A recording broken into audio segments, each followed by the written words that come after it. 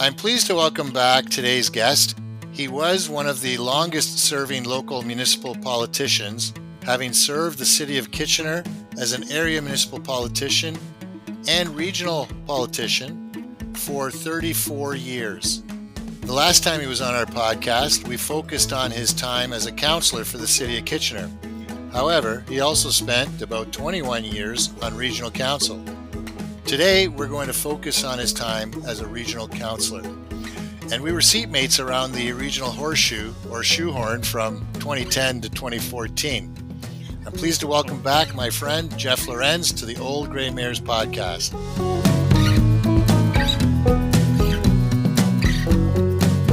Geoff, welcome back.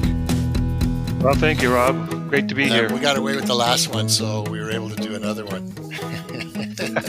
Hey, I just wanted to check, who served longer, you or Carl Kiefer? I'm not sure. You know, it's pretty close. Never really had that discussion, yeah. Yeah, I think Carl started in 89 for some reason. Okay, all right. So that you had one extra year. 1 year, yeah. And then you guys were together on regional council at the end, right? Yes, we were. We were partners in crime. Yes, no doubt. Yeah.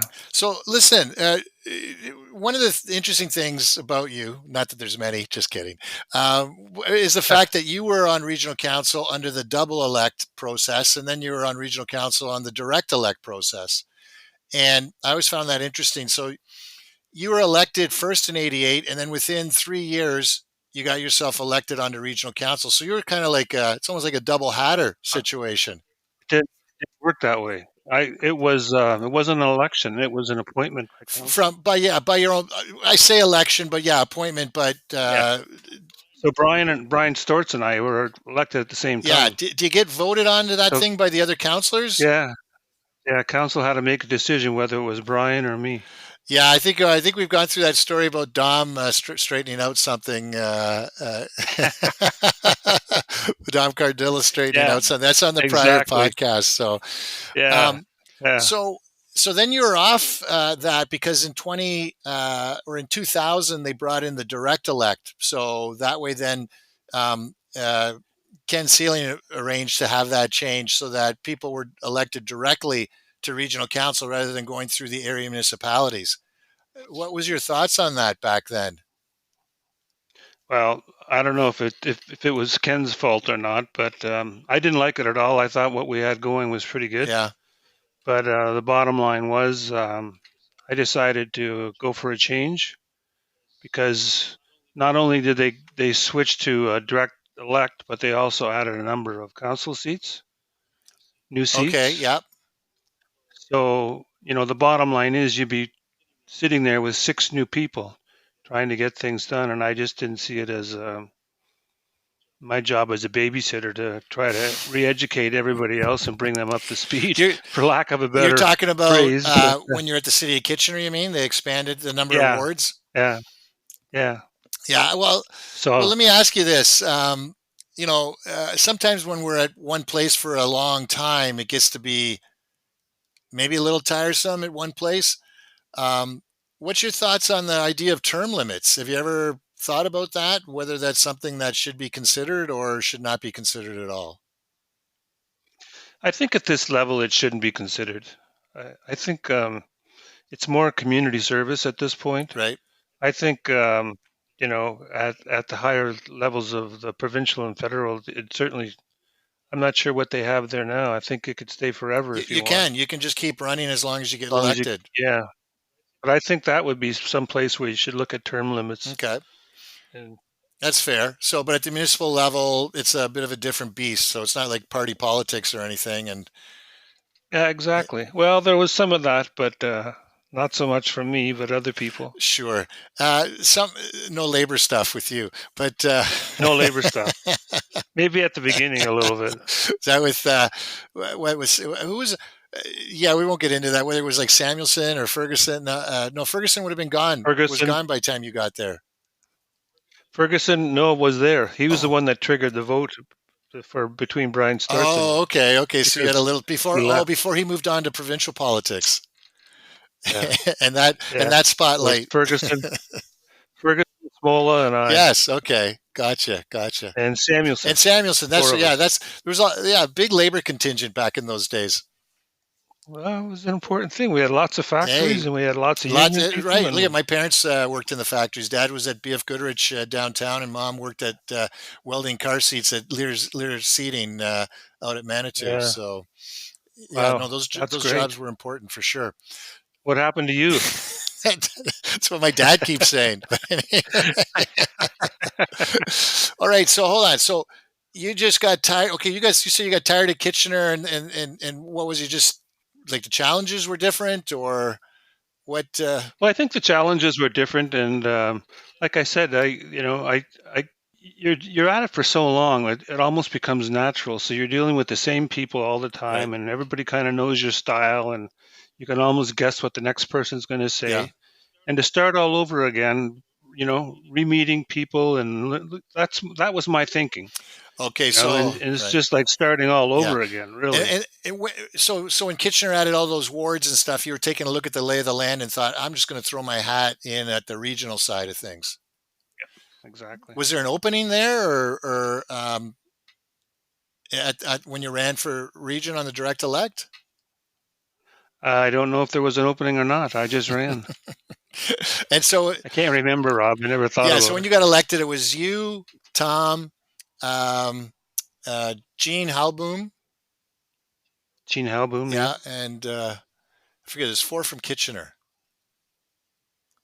I just can't recall now I the can't other either. name If offhand. I think of it, I'll let you know. Yeah, yeah, yeah. So and that was so you went on in 2010. So you were there for during the Well, it was Carl's there, no, wasn't it? Carl was there by as mayor, so he was automatic. As a Yeah. mayor, yeah. Yeah, But so in 2010 to 2014, one of the big issues you guys had to deal with was starting to get some funding for the ION firmed up. that's Okay, right. the feds in the province had promised some money, but it wasn't quite as much as you had hoped. And then there was this whole issue about how much the region was going to have to kick in. Yeah, and that was a whole interesting discussion. But the bottom line was, at the end of the day, we were able to move forward with the whole Yeah, project. because we came up with a plan that kind of accommodated everything, and we're able to get it financed too. So the nice thing is you were there for the period of time when they were starting to get the funding, and then during our term was a lot of the planning was going on, and then the construction started, and you were on council when they finally cut the ribbon. Yeah, that's right. Yeah. I was on the ION subcommittee from start to finish. What was that I was like on there with on being on that committee? That like I just can't imagine how many issues from expropriating pieces of land to dealing with the corduroy road to to all sorts of yeah, construction issues that would have come up. exactly. And there was, and I think council never really understood how, we would spend, sometimes we would have 3 days a week meetings just on that stuff, Wow. because the project had to move forward. So I don't think council really understood how much work it was. And of course, you're not going to go around and say that, Yeah, yeah, I know. 'cause if you don't like it, get off. We had some good staff too, at that time, like Thomas Yes. Schmidt in transportation, Yeah. and Yeah. Mike Murray, Definitely. CAO, Yeah. Somewhat. Yeah. No, and finance. Mike was all Craig right, Dyer in but finance. yeah, Craig was good. Yeah, yeah. Except you couldn't get him to stop talking. He had to explain everything four different ways so everybody would thoroughly understand what he's talking about. Well, that's important for some people, I guess. But a Yeah, veteran like yeah. you don't need it to hear it as much. No, exactly. Yeah, no, see, Just tell me when to put my hand up. you That's must have it. been proud of that project, though. I mean, how could you not, right? I mean, it's been so successful and still is successful today.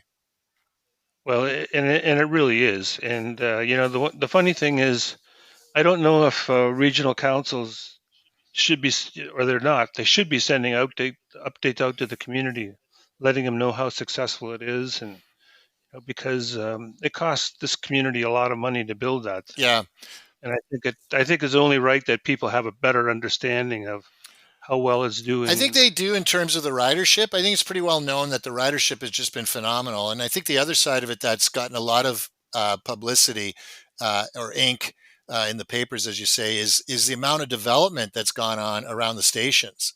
The billions Oh yeah. of dollars that have Yeah. been invested around the stations and developing some areas that probably wouldn't have been developed for decades. When you think of Yeah. Ottawa and Mill Street area, or Block Line in Cortland, like that piece of land, which is like on a Yeah. on a hill, and now there's like Yeah. this Yeah. massive, Exactly. massive Yeah. apartment, condo, whatever it is, development going on around that. So wherever And you, there's more going on right now. yeah, wherever you got steel in the ground, right? People know it's not going to get moved, so they can make long-term investments and commitments to those areas. Yeah. So sometimes you Yeah. got to It's make worked out really well. investments to attract investment, Yeah. Like sometimes you do. which leads us to the airport. No. Yeah. I was Listen, I supported the airport for many I years. was looking at some of the articles about some of the old articles with the airport and stuff. I guess the only issue was how much money gets invested into expansions or improvements for airlines that you don't know if they're going to Yeah. last long or not, right? Why Yeah. don't you tell me a Yeah. little Exactly. bit about that? Well, I supported a lot of the early projects because we needed something to happen out there. I mean, we've got this airport that's functional, but it's not. Nothing's happening. And the only way that I was going to support investing any money was to get an airline in that would kind of start paying its way. Right. So, unfortunately, all of that stuff started to happen, and I didn't support a lot of it. I didn't support Flair when it came in. I was so tired of airlines coming and going Yeah. that there was me and I think Sean Strickland and a few others that just said, enough is enough. Let's get some money on the table from the Right. airlines. Let's get some kind of a long-term commitment, and then we can move forward on Well, this. didn't we And the have council wanted to, was it American Airlines or one of the airlines that was going the hub yeah, to Chicago or something? Chicago, yeah, yeah, that Yeah, disappeared. that was sort of on for a while, and then just I'm sure that cost a lot of money. Yeah, and there was another one going out to Calgary. Right. Forget who that WestJet? was. Yeah, WestJet, yeah. WestJet. Yeah, that was for a while, and So then that kind of disappeared. So, yeah, and that's the problem. And then so they want to invest all this money in infrastructure, and it usually shouldn't work that way. You should say we've got somebody here that's prepared to help us move forward with the project and invest some of their own capital, right. and it never really happened. So we ended up doing it on our own. Yeah, it's kind of interesting. I mean, when you get elected, especially at the regional level, the size of the budget you're dealing with every year is just unbelievable. Phenomenal. Yeah, I think it's now about $1.7 billion. So yeah. where else can you go? Just show up, get elected, sit at a table, and you're spending that kind of money every year. And some people didn't even know what they were doing. Yeah, I know. That's the important. That's yes. Education on budgeting is so important, so Yeah. crucial, because it's easy to say, yeah, let's make the investment, but I'm sure we're taking it from the perspective of whose money is it we're investing, Oh, for sure. Exactly. which is the And what's the rationale? I mean, really, I mean, how do you, what's the business case? There really wasn't one. yeah. Sometimes you like to say, okay, look, if this was your own money, would you make that investment? Yeah. Yeah. Right on. So apply that. I guess the only thing we can say is, like, we get elected, we don't know all the issues we're going to deal with, but people say, what, I like your common sense, whatever that is, your particular common sense. So you just get in there and make those decisions. But you Yeah. need, Well, I think there's every project, there's always, key big decisions that or questions that should be asked, and you should get the proper answers for them before you move forward, right? now, And as an elected official, a lot of those answers, I mean, the only way to get those answers is through your collaboration with staff, right? I mean, staff is key to getting you that information. right. Yeah. Yeah. And Or committee chairs as well, yeah, but the you know. committee chairs don't have any, like, you could be a committee chair, I could be a committee chair on the environment. We don't have any particular expertise in that area, Yeah. right? So No. we've kind of got to rely. No, but you can pass on information that you've Yes, received yes. from And that information's from staff usually. Yeah. Yeah, yeah, yeah, yeah. Yeah, exactly. Yeah. So that's Well, always the important thing. Wha- yeah, some of that stuff you never hear of. I mean, if you're a committee chair, you're privy to information that sometimes doesn't get shared to Well, council. that's interesting because it gets to my. I've said this on other podcasts. It's sort of like the 12 most important positions in the region, and they're not the councillor positions. You've got the 7 mayors and the regional chair. You got the committee chairs for the 3 regional committees because those are the biggest budgets in the region. And then you got the chair of the police services board. Like those ones, the people that control the budgets and control the largest budgets, have a lot of influence and sway in the Hmm. agenda as to what's going on in the community. I would agree. Yeah. 100%. So let's talk for a moment about, well, maybe a little bit longer than a moment, but you were chair of the licensing committee that had to deal with the Uber. Like, because the licensing committee, just explain what the licensing committee is. The licensing committee is a group of members of council that kind of oversee cab companies and make decisions on licensing issues on behalf of council, and then any of the decisions go forward to council and they're ratified. And is that because, and I've never been on Nutshell. licensing committee, but is that because cabs are controlled by rules and regulations through the region? Yeah, and I think through the province as well. Okay. I think there's some issues with the province that kind of clarify why cabs are dealt like that. Okay. And I know that there's been lots of issues that we've had to deal with. But if there's like if the cabs want to get a fee increase, it's got to come through the licensing Yeah, committee. that's Yeah, right. okay, so that's probably the province probably downloaded responsibilities for these things to different Yeah, municipalities, and then this is how it's done in Waterloo Region. yeah, and disciplinary actions comes through the committee as well. Oh, like what sort of things would you deal with? Stuff along those lines. Um, you know, I can't think of any off the top of my head, Somebody's Rob. improperly billing somebody, maybe? Yeah, that could be one of Okay. them. So Um, Uber came to town. What happened?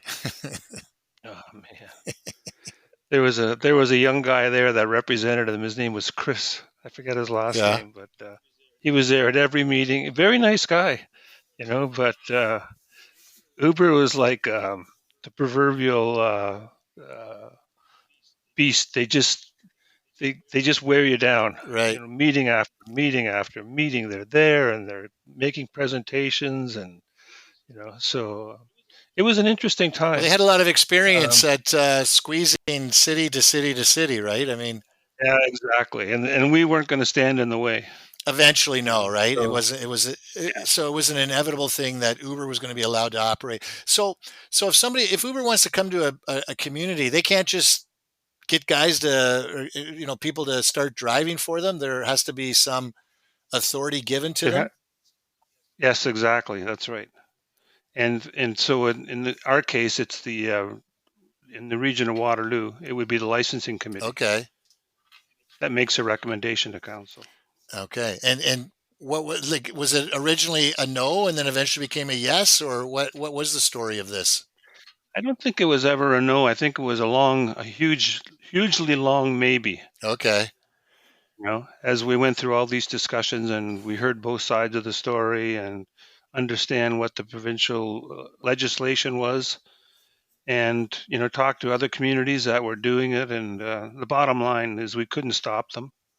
We didn't have a good case to stop them, and so they became part of reality. R- And the cab industry hasn't died because of it, and that was their biggest That was the argument, is worry, that, eh? That the cat, yeah, oh, for sure, yeah. Well, that everything was going to go what to other what the other council. community did you look at before they came here to see what was going on? I think there was some big ones like Calgary and Toronto. And do you recall? I mean, yeah, So obviously the cab industries didn't die in those areas. yeah, no, and we found that that wasn't the case at all. There's room for everybody. It's a big tent, Yeah. so that was the way it kind of ended up. But there was a lot of discussion. There was a lot of meetings. There was a lot of cab drivers very upset. And the bottom line was, at the end of the day, we made a decision to allow them in. Were there? Do you recall any of the conditions or requirements in order to allow them to operate? No, Just free for no, all? I don't. No, there was conditions. I don't recall what Okay, they yeah, no were, but problem.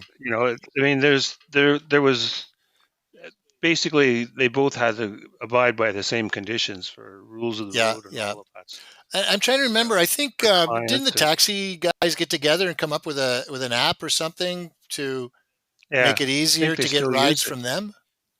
Yeah, yeah, they still use it. I forget what it's So called. it forced innovation.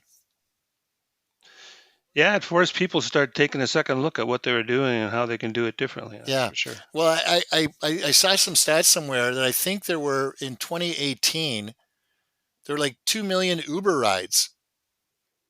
Is that Yeah, right? like, and I think it was 1.5 million in the year before. So it just shows you what a huge demand there was. I think it probably expanded the number of people that would take those rides. Like kids with their apps and stuff who might not have thought about a taxi before, but no problem to Yeah, take an Uber or a Lyft or what have you, right? yeah, yeah, But was that yeah. No, I agree. was that mostly pushback from the taxi industry, or was there like Yes. community members No, involved with that too? I don't think there was any community members involved Okay. in the pushback. It was all from the Yeah, taxi yeah, yeah, yeah, industry. yeah. So that would have been, was that one of the most significant issues you had to deal with on the licensing committee? Yeah, I would say so. It certainly makes for interesting meetings. Yeah. Versus the usual. Yeah, versus the usual. You have to know what I'm talking Sounds like an about. audit committee meeting or something. Let's Yeah, approve KPMG. Right, not too exciting, right but on. hey, but it's got to be done. But it's not always exciting stuff. Yeah, I think that's what we should point yeah, out to people, that all politics isn't like all exciting, cloak and dagger stuff or intrigue or whatever. There's a lot of yeah, sort of mundane type details that can bore you, but have to be done, right? I mean, they're just the things yeah. you Right got to on. get through. So um, Well put. it happens.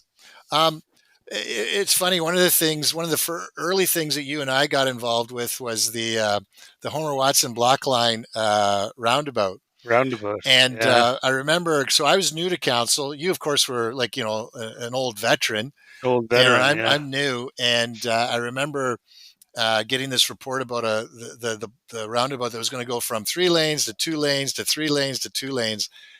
And I just thought, given my personal injury experience and talking to people who have car accidents all the time, I thought, wow, it's going to be hard for people to understand what the heck's going on in these roundabouts. And one of the suggestions that I had, and you improved it, but the one suggestion I had was, let's just close off one of the lanes. Because I remember Tom Galloway looking over at me from across the horseshoe and saying, well, what do you want to do? I said, well, he said, do you want to close it? I said, well, close it be good. And all of a sudden, it was like that was something we were looking at, and I thought, wow, I had no idea. And then you went on yeah, site, which is what I've learned. That's the best approach was you went on site with staff and came up with that idea about putting up those temporary barriers that are still that there. are still there. Yeah, Those well and they pylon. work really well. Yeah, it works just fine, right? Works just Yeah, fine. And so yeah. I guess someday whenever they decide to make it 3 to 2 to 3 again, they just take those things out. But it's been 10 years. They'll never take it out. I drove it the other day, and it still works just as well. Yeah, I can see how you and know that leaves we me. should have been engineers, Well, man. that's Ken Seeling's old line, right? How everybody was. I think that bothered him a bit. How everybody was engineers around Yeah, the horseshoe because you got. But again, it goes sort of like staff makes recommendations, which are great, but we have to decide whether we want to go ahead with it or not, yeah. right? And so I know when we first opened that up, I think that was the first big roundabout that we yes, did, it was.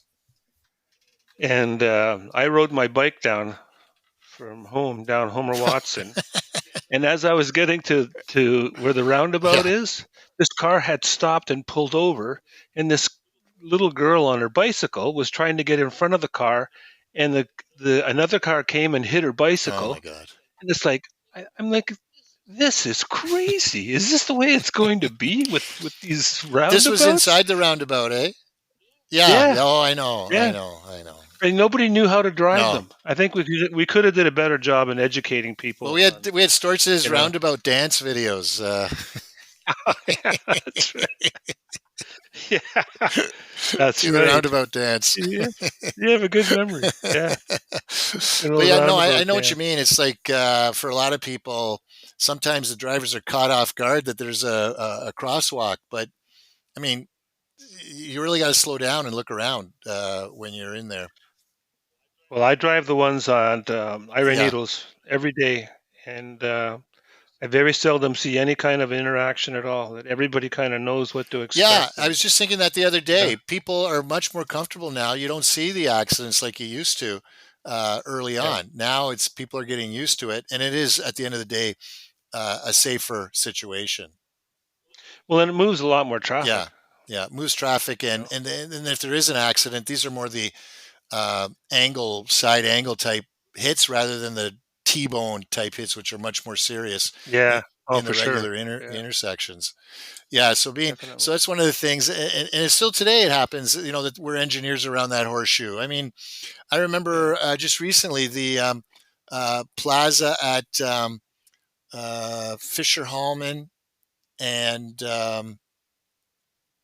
Huron Road, the new one, the Schlegel one, Oh, and they yeah. wanted a left turn lane added in there. And council, despite staff opposing it, and I opposed it too, I didn't feel it was a safe situation, approved putting a left hand turn lane in there. So now they had to redesign everything just to make this happen. So, but Crazy. but the 16 people around that horseshoe are elected and have authority to make the Yeah, laws. they have the Yeah, they power. have the power. I know it's interesting. Um, what what were some of the other issues that? Oh, I got one here. One city. What's your One city. thoughts on one city versus what we have the two tier right now? You're not in power anymore. You can speak freely. Haven't really thought about it. One city versus the two-tier Yeah, system. I, th- I think I think you could probably get a lot more done if you had one city. yeah. One of the things I remember John Gazzola pointing out to me, he just gave this one example, and you would have been there during the pandemic. Whenever you need to get a press release out, you had to get not only the approval of the region, but also the 7 area municipalities. Yeah, yeah, really. I think you could get a lot more done, in every way. No question Would you about it. consider full time counselors in a At that yeah point, oh, for sure. yeah it would be a lot of Yeah. work. What I also think is something that should have been changed and maybe still can be is, you know, rural mayors getting a buy and just coming on board. Well, okay, what would you do instead? Half a mayor? Huh? No, you would have in the township. You would have an election for it. You'd have to run for it Oh, for to regional council. to the regional Oh, council. Yeah, interesting. Okay. yeah, So you're not yeah. taking away any Well, representation from them. You're just saying you've got to be, but then you got to say, what about the city mayors?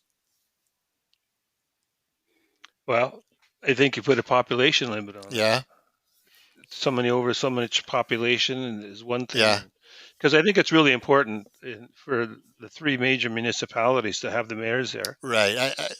It's just big. Yeah, I hear what you're saying. I hear what you're saying. I mean, that they are the most Hey, you influential. asked. They are the most Yeah, influential. yeah. I've never heard anyone say Some that of them are. that the township mayor should be directly elected, or the representation should be directly elected, and not necessarily the mayor itself. Interesting, interesting viewpoint. Yeah. So, okay, so you were governing for a long time, and you get hit with the pandemic. How did you find that experience? Well, I think I think having the setup at home, made it a lot easier. Yeah. Still stayed in contact. I think we made the best of the worst. You know, um, we would. I did a number of different locations with masks and stuff going around, thanking people, and you know, up at the boardwalk, out at Oh, Cambridge. so what did you do? What was that? What were these events? They were having an inoculation, Right. needle night, and you just go out there and see where you could help out or just thank people. Oh, okay, so you're doing some Shake hands with a volunteering. pair of Yeah, yeah, gloves yeah. on. Yeah, yeah. Yeah, it's But hard to believe that that was just like 5 years or 4 years ago. I know It's like I was it saying, really we've is. got like a pre-COVID and post-COVID life. Yeah, You know, yeah, here exactly. we are. We're doing Right this on. podcast by Zoom or what have you, right? And hardly did any of that beforehand. Yeah, Everything would have been in probably person. nothing before Yeah, that. everything in person. But I think Yeah, council got through it all really well. yeah, I do too. And there was a lot of behind the scenes meetings with that as well. There were some big decisions to be made, and you know, where we're going to open places, how can we get a hold of places, you know. Well, it would So have been interesting if we were in the middle of ion construction when that was going on. What impact that would have had? Can you imagine? We got that done yeah, like a year before. The region got it done 1 year before, but if it had happened after the pandemic hit, it would have oh been a real mess. yeah. Yeah, total But mess. fortunately, like we said earlier, it's been a success compared to places like Ottawa that just seem to have a disaster on their hands. So, I would agree, 100%. so Geoff, what was it that like you decided you went to the region, you ran a bunch of times at the region, and eventually you said, okay, no mas, no more. What went into your thinking with respect to that? At the end of the term, Yeah, my last yeah. term, we've just been doing it long enough. Time to move on. Let somebody else do it. I think we've had good representation in Kitchener, and I think the way it worked out at the region for the representation there, it's been really well as well. So I'm happy with that. Yeah. The one thing that I do miss is GRCA. Oh, were you on the committee I was on there from day one. GRCA all the way through? all the way through. Yeah, God, I can't even remember that. I remember I was there with the yeah, township guys. yep, And I know the township mayors went on. I really was. I didn't even know what that was, and then I heard the other three on. So I said, okay, I guess I better get on there. So I was on there. So you missed GRCA. Interesting. yeah, What was it you liked about the yeah, GRCA? That's the Grand River Conservation Authority. yeah. Um, there was lots of different things. You learned a lot about different parks that we had and uh, different statuses of different areas. I just found it really And interesting. just the preservation Um, work they were doing, basically. yeah, Yeah, exactly. it's not. The one thing that I kind of pushed for and at least had some discussions about was taking places like or Conestoga Lake and converting those campsites into owners. Oh, right. Yeah, yeah, yeah. Because they So were instead of rentals before, people, weren't they? yeah, they're leasing it, Yeah. right? Yeah, and my thinking was, boy, if we could sell those off to cottagers up there, Well, it would help you'd with the money because the GRCA's funding was you, frozen for so long by the province, right? that's right. Yeah, and I think is it Silver Lake and Guelph the Yeah, same thing or Silver Guelph Lake. Yeah, Lake? yeah, yeah. Yeah, yeah, So, but that didn't go too so Geoff, well. what did you like overall about your time on regional council? Uh, I think the camaraderie, getting to meet a lot of people that you would not have met before. Spending time with people like you, quality Thank time. you.